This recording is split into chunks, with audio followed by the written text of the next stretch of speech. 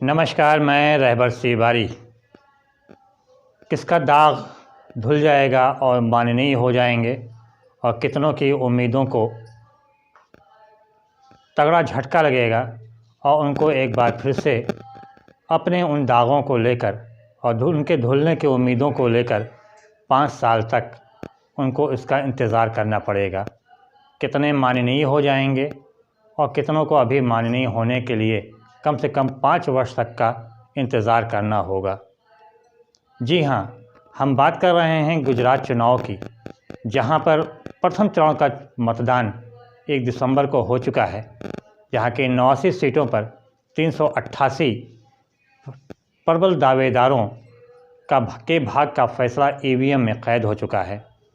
अब उनके फैसला जो सुरक्षित रखा गया है, वो फैसला 10 दिसंबर को जब सामने आएगा तो समझ में आएगा, तो पता चलेगा कि एक दिन के जज बने मतदाताओं ने अपना फैसला किसके हक़ में सुनाया है, किसको माननीय बना दिया है और किसको दरकिनार कर दिया कि अभी आप माननीय बनने के लिए 5 साल तक का और इंतज़ार कीजिए।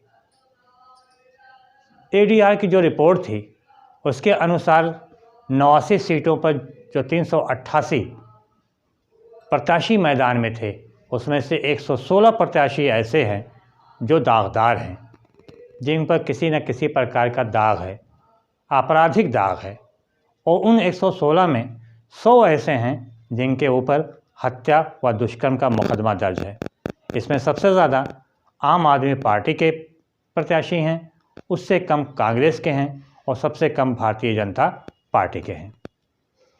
ये सभी प्रथम चरण के प्रत्याशी रहे थे और प्रथम चरण के मतदान से पहले इन सभी ने खुद के दाग को धुलाने के लिए गली गली के चक्कर लगाए, लोगों के घरों के दरवाज़ों को खटखटाया, हाथ जोड़ा, पैर जोड़ा कि हमको किसी तरह से माननीय बना दीजिए, ताकि हमारे ऊपर लगा हुआ ये धब्बा साफ़ हो जाए, हमें क्लीन चिट मिल जाए और हमको एक और मौका मिल जाए कुछ नया कर गुजरने का।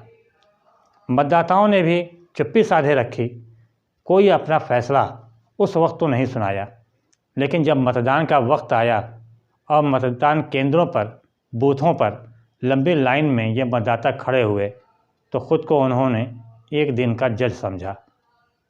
और जब वो कमरे में पहुँचे तो उन्होंने वहाँ पहुंचकर अपना फ़ैसला सुरक्षित कर दिया कि हम किसको माननीय बनाने जा रहे हैं और किसको हम फिर से अभी इंतज़ार कराने जा रहे हैं। जाहिर सी बात है कि ये मतदाता कहीं न कहीं से पीड़ित ज़रूर होंगे ऐसे लोगों से।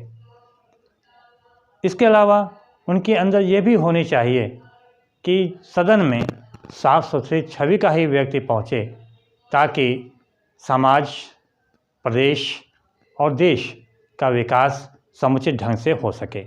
बहरहाल, एक दिन के जज बने मतदाताओं ने इन 116 प्रत्याशियों का, जिनके ऊपर विभिन्न प्रकार के किसी पे गंभीर तो किसी पे हल्के दाग लगे हैं, उनके बारे में अपना फ़ैसला दिया और उन फैसलों को ईवीएम में सुरक्षित कर दिया गया।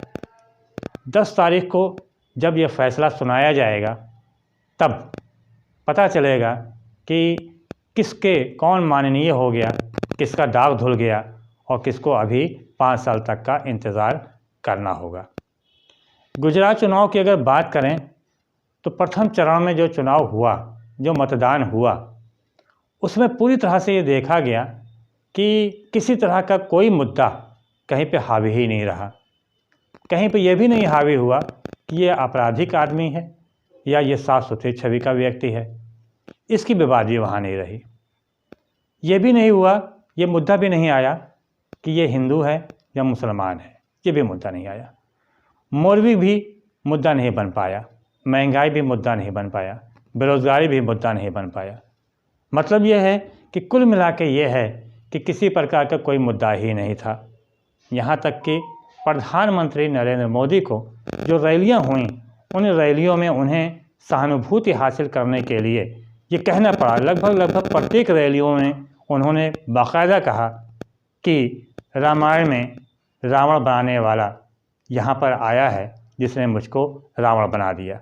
आपको बताते चलें कि कांग्रेस के मौजूदा जो राष्ट्रीय अध्यक्ष हैं, उन्होंने एक समय में कहा था कि प्रधानमंत्री नरेंद्र मोदी 10 सिर वाले रावण हैं। हालांकि बाद में माफ़ी भी मांगी गई, सबने अपने शब्दों को वापस भी लिया, लेकिन उस चीज़ को भुनाया प्रधानमंत्री नरेंद्र मोदी ने गुजरात चुनाव के दौरान।